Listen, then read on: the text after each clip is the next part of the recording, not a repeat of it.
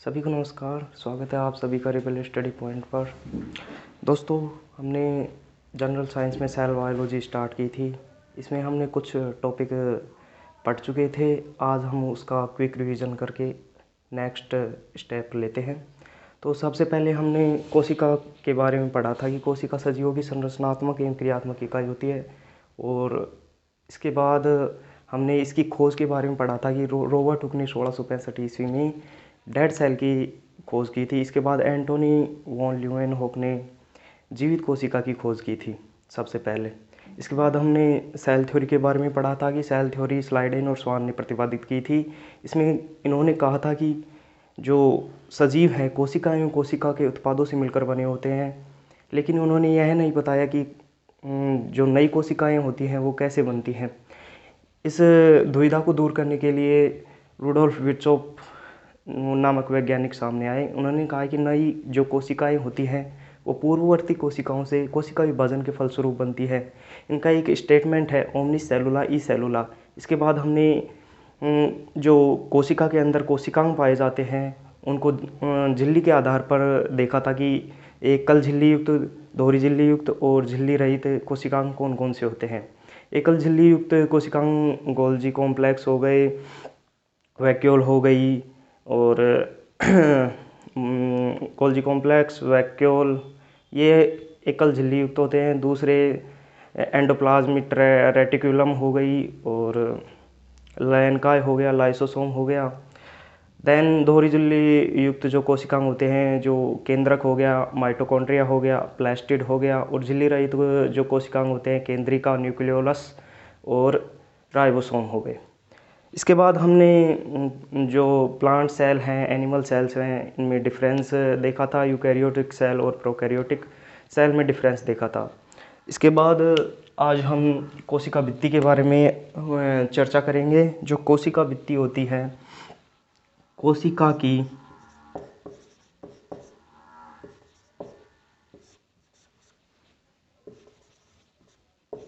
सबसे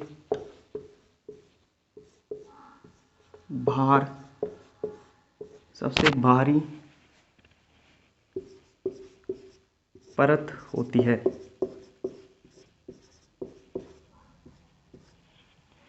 यह जंतु कोशिका में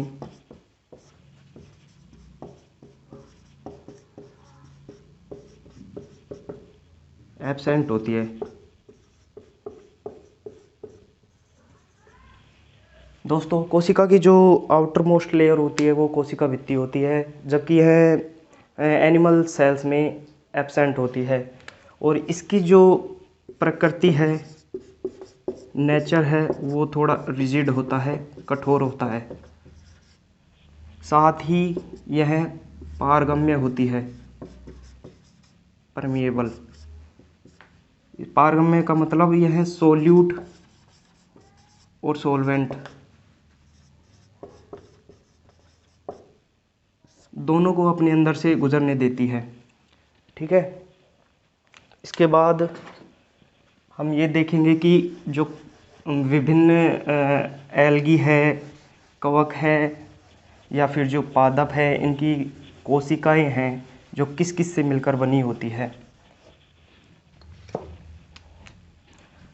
सबसे पहले हम बैक्टीरिया की सेल वॉल देखते हैं। वो बनी होती है पेप्टाइडोग्लाइकेन की।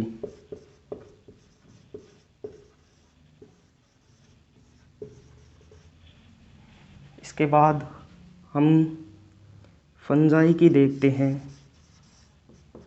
कवक। इसकी जो कोशिका भित्ति होती है वो काइटिन की बनी होती है।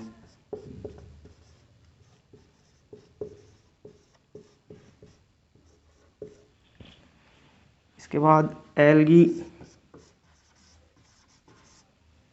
शैवाल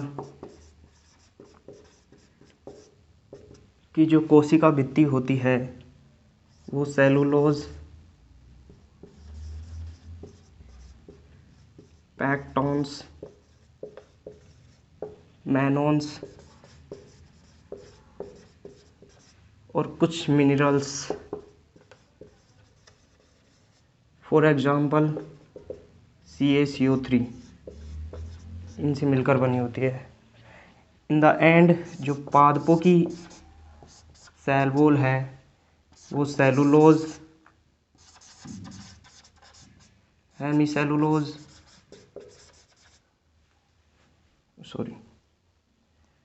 हेमीसेलुलोज इनकी बनी होती है। आगे देखते हैं तो पैक्टिन और आता है। ठीक है, बैक्टीरिया की जो सेल वॉल होती है पेप्टाइडोग्लाइकेन की, फंजाई की काइटिन की, और जो एल्गी है सेलुलोज, पेक्टोन्स, मिनरल्स, मैनोन्स, CaCO3 इनकी बनी होती है, जबकि पादपों की सेलुलोज, हेमोसेलुलोज और पैक्टिन की बनी होती है।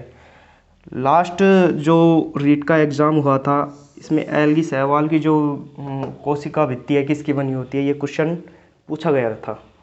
ठीक है, इसके बाद हम कोशिका भित्ति के कार्य पढ़ेंगे कि कोशिका भित्ति के कार्य क्या क्या होते हैं।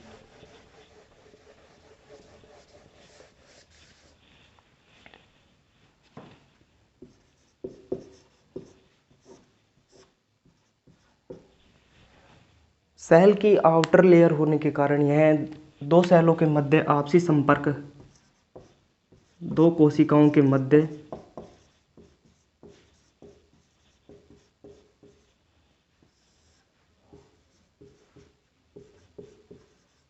आपसी संपर्क बनाए रखती है।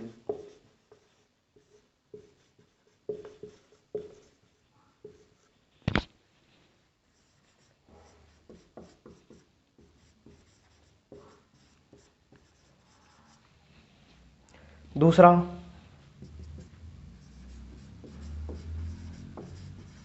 वातावरणीय कारक जो होते हैं, फॉर एग्जांपल गर्म ठंडा जो भी है, इससे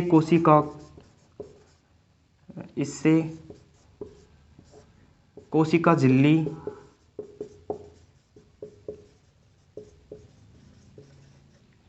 एवं इसके अंदर जो कोशिकांग पाए जाते हैं की सुरक्षा करती है।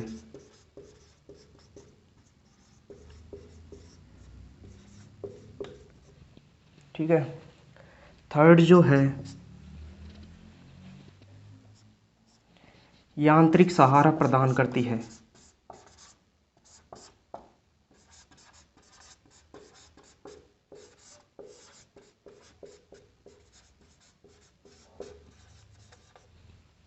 अब यांत्रिक सहारा कैसे प्रदान करती है इसको हम थोड़ा देख लेते हैं।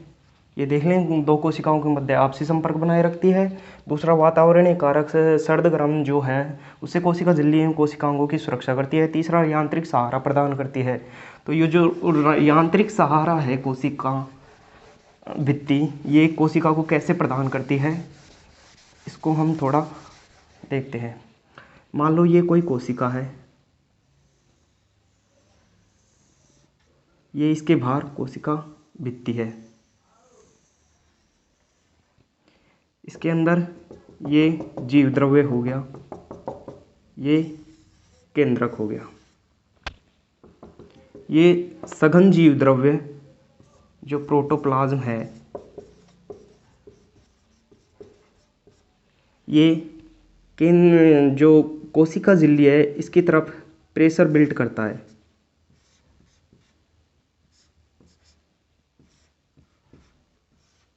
चारों तरफ, इसको बोलते हैं टारगेट प्रेशर।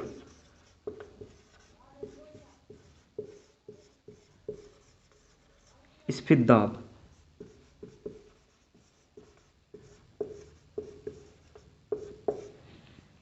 इसको सहन करने के लिए जो कोशिका भित्ति है यह सेल मेम्ब्रेन को सहारा प्रदान करती है ताकि ये डैमेज ना हो। ठीक है, लास्ट जो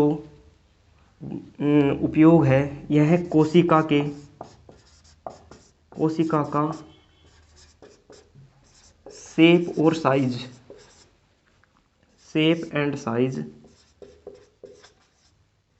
बनाए रखती है।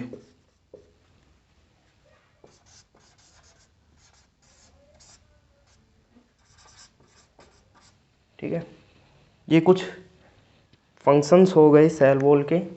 आई होप सभी को समझ में आ गया होगा। इसके बाद हम सेल मेम्ब्रेन के बारे में डिस्कस करेंगे।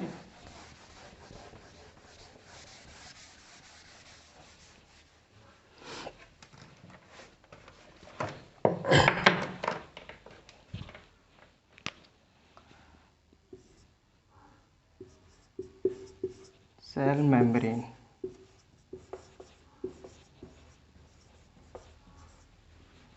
कोशिका झिल्ली।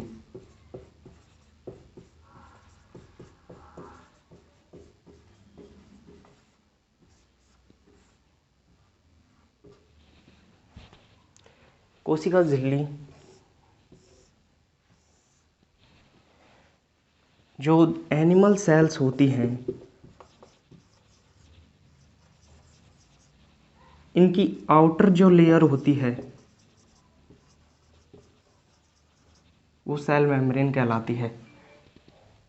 कोशिका झिल्ली एनिमल सेल्स की जो आउटर लेयर होती है वो कोशिका झिल्ली कहलाती है, जबकि जो प्लांट सेल हैं इनमें यह सेल वॉल के बाद पाई जाती है।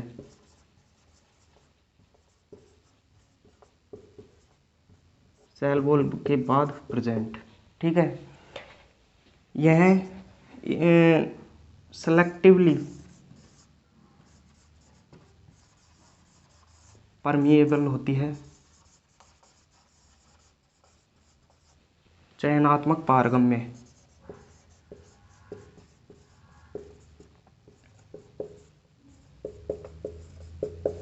अभी चयनात्मक पारगम्य क्या होता है? ये जो मेम्ब्रेन है, सेल मेम्ब्रेन हो गई ये, यह टॉक्सिक पदार्थ जो विषैले पदार्थ हैं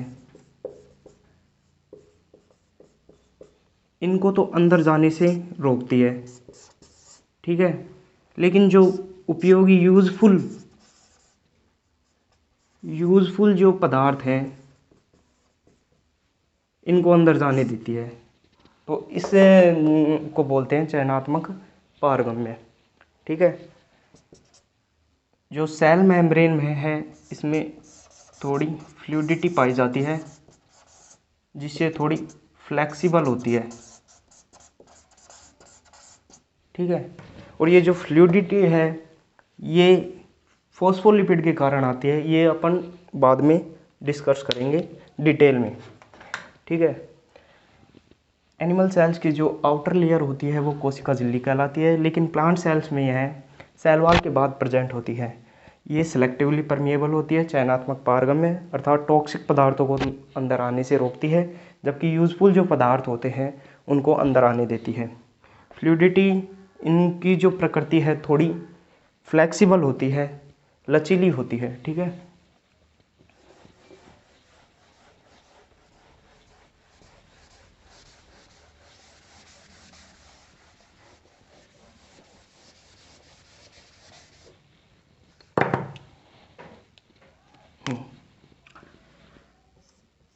जो सेल मेम्ब्रेन है,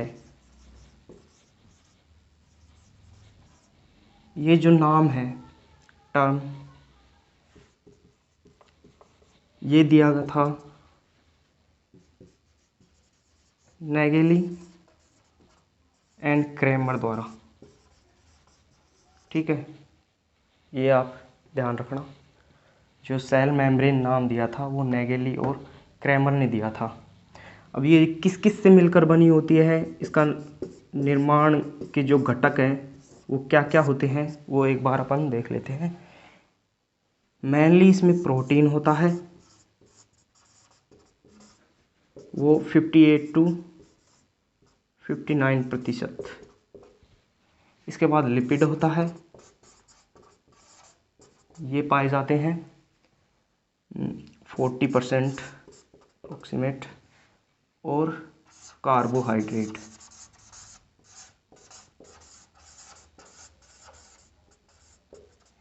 1-2%, ठीक है। सेल मेम्ब्रेन टर्म नेगेली और क्रेमर के द्वारा दिया गया था।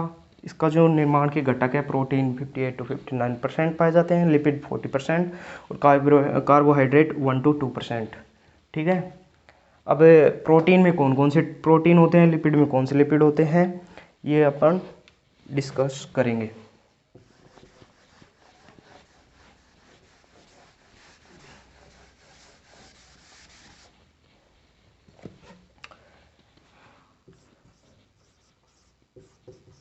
प्रोटीन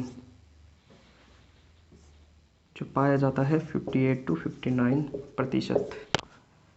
प्रोटीन दो तरह के होते हैं, एक तो होता है इंटीग्रल प्रोटीन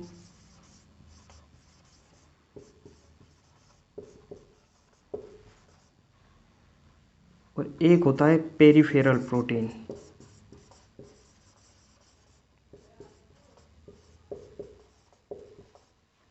इसको बोलते हैं हिंदी में अंगभूत और इसको बोलते हैं परिधीय। ठीक है।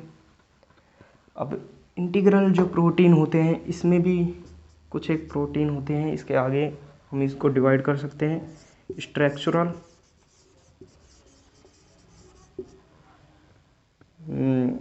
एंजाइमेटिक, ट्रांसपोर्टर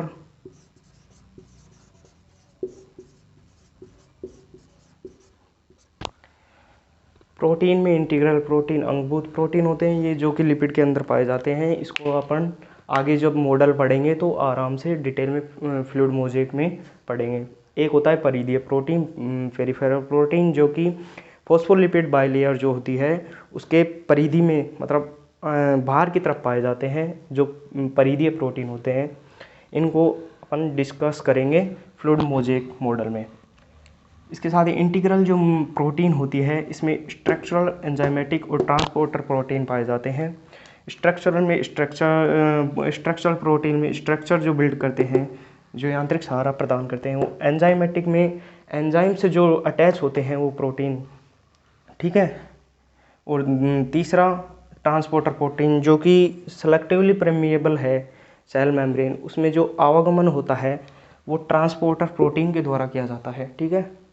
आई होप यहाँ तक आप सभी को क्लियर होगा। इसके बाद हम पढ़ेंगे मॉडल्स।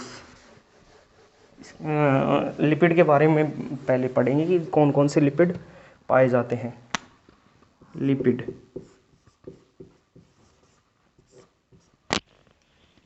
40% पाए जाते थे।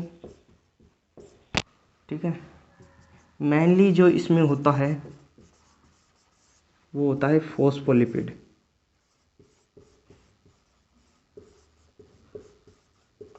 ओके। इसके अलावा कोलेस्ट्रॉल,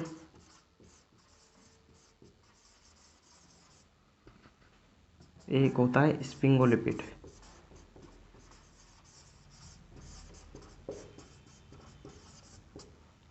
अभी इनके अलग अलग कार्य हैं, वो हम फ्लूइड मोज़ेक मॉडल में पढ़ेंगे। ठीक है। ये मेनली जो तंत्रिका तंत्र की जो कोशिकाएं होती हैं, जैसी कोशिकाओं में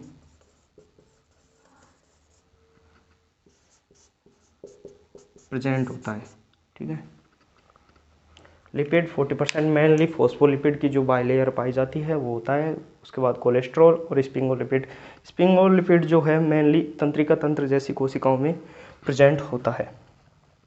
ठीक है।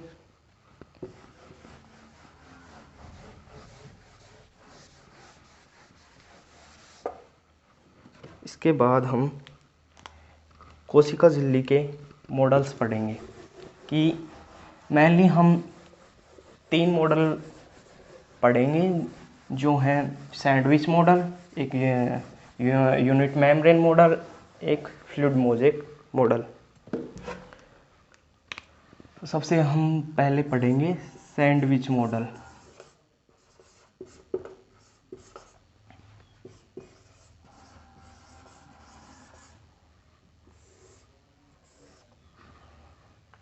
ठीक है।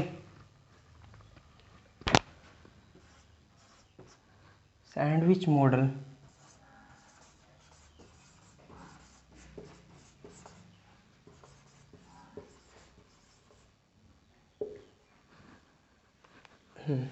दिया किसने था?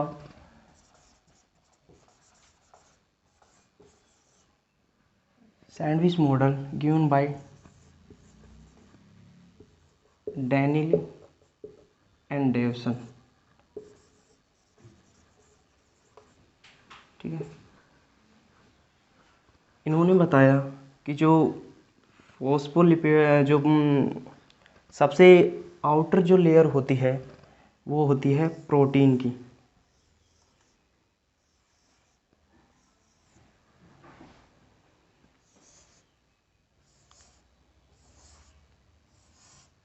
सबसे भारी लेयर और जो आंतरिक लेयर है सेल मेम्ब्रेन की वो होती है ग्लोबुलर प्रोटीन की बनी होती है, ग्लोबुलर प्रोटीन की।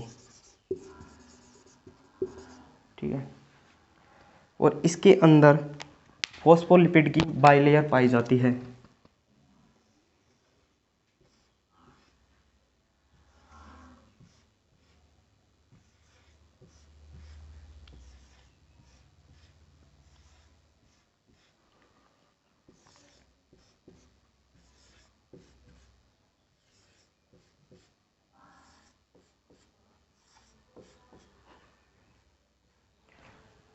सबसे जो बाहरी और जो सबसे आंतरिक जो परत होती है वो ग्लोबुलर प्रोटीन की बनी होती है, जबकि आंतरिक जो परत होती है जो लिपिड बाइलेयर के रूप में होती है, जो फॉस्फोलिपिड बाइलेयर होती है, ये होती है phospholipid bilayer.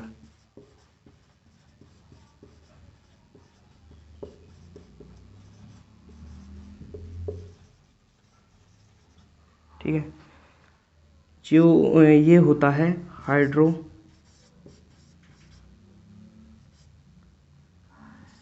Head.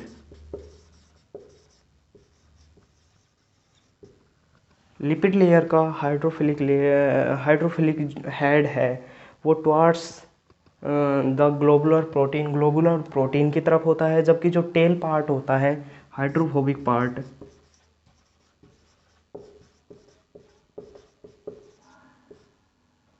Hydrophobic tell वो अंदर की तरफ होता है। ये जल से इंटरेक्शन से बचता है, इसलिए इसे हाइड्रोफोबिक कहते हैं, मतलब जल भीरू, जल भीरू। ठीक है, अब इन्होंने जो सेल मेम्ब्रेन बताई वो 80 एंगस्ट्रॉन मोटाई की बताई। ठीक है, जिसमें 60 एंगस्ट्रॉन तो लिपिड बाइलेयर के रूप में प्रेजेंट होता है और 10 angstrom globular protein, 10-10 angstrom, total मिला के हो गया 80 एंगस्ट्रॉन जो मोटाई डेनली और डेविसन ने बताई है। ठीक है, sandwich model given by Denley and Davison. इन्होंने बताया कि लिपिड बाइलेयर के बाहर की तरफ और अंदर की तरफ, सेल मेम्ब्रेन के सबसे बाहर की तरफ और सबसे अंदर की तरफ 10 एंगस्ट्रॉन मोटाई की ग्लोबुलर प्रोटीन की लेयर पाई जाती है, जबकि अंदर की तरफ लिपिड बाइलेयर पाई जाती है जिसका हाइड्रोफोबिक जो टेल है वो प्रोटीन ग्लोबुलर प्रोटीन की तरफ होता है और टेल जो पार्ट होता है वो अंदर की तरफ होता है जो कि जल से इंटरेक्ट होने से बचता है। ठीक है, इसके बाद हम यूनिट मेम्ब्रेन मॉडल पढ़ेंगे।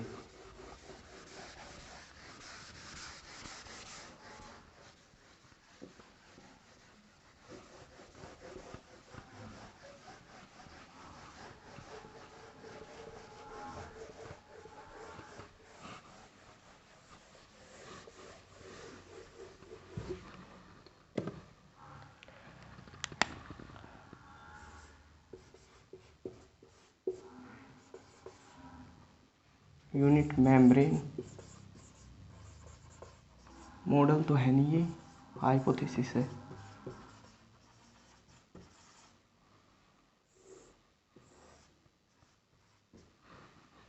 ये दी थी रॉबर्टसन ने। ठीक है। इसमें इन्होंने बताया कि जो सेल मेम्ब्रेन की मोटाई है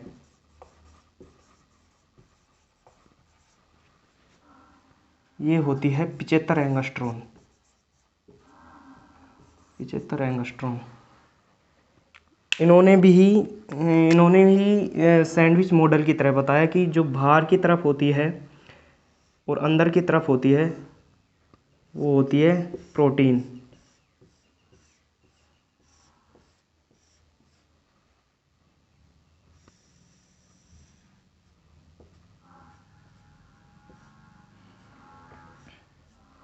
ये प्रोटीन हो गई। अंदर की तरफ भी प्रोटीन पाई जाती है, प्रोटीन की एक लेयर होती है। और जो बीच में होता है वो फॉस्फोलिपिड बाइलेयर होती है, जिसका हेड पार्ट प्रोटीन की तरफ होता है और टेल पार्ट अंदर की तरफ होता है।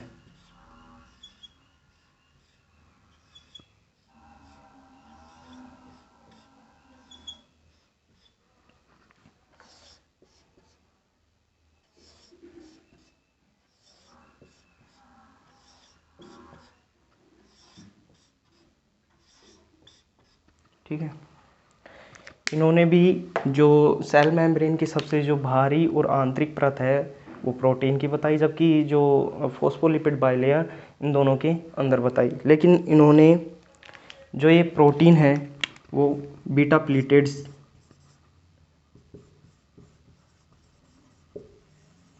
प्रोटीन बताई, जबकि सैंडविच मॉडल जो था उसमें ग्लोबुलर प्रोटीन थी। ठीक है। ये हाइड्रोफिलिक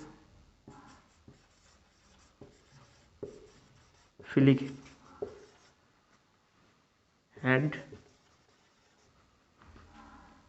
ये जो है हाइड्रोफोबिक टेल,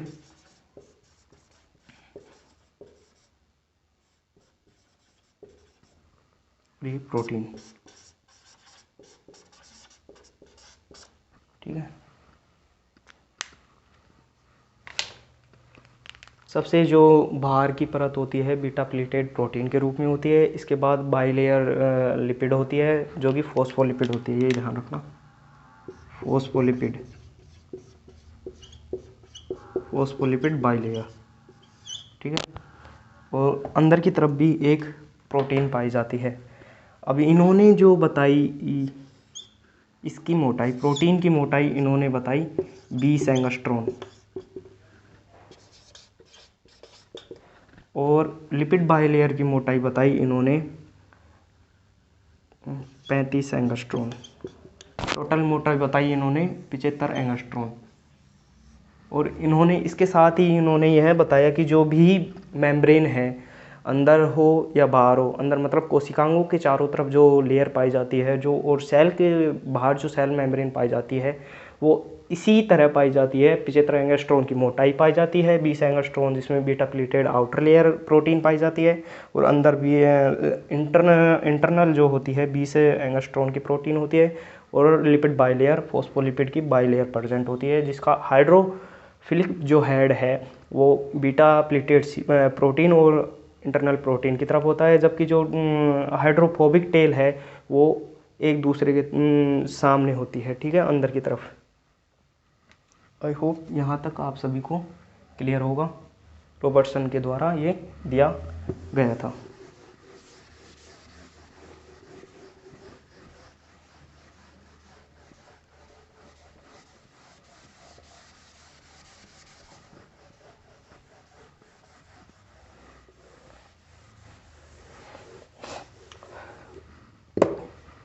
दोस्तों, फ्लूइड मोज़ेक मॉडल को हम नेक्स्ट क्लास में कंटिन्यू करेंगे, क्योंकि fluid mosaic model universally acceptable है। इसको हम डिटेल में नेक्स्ट क्लास में अध्ययन करेंगे। धन्यवाद।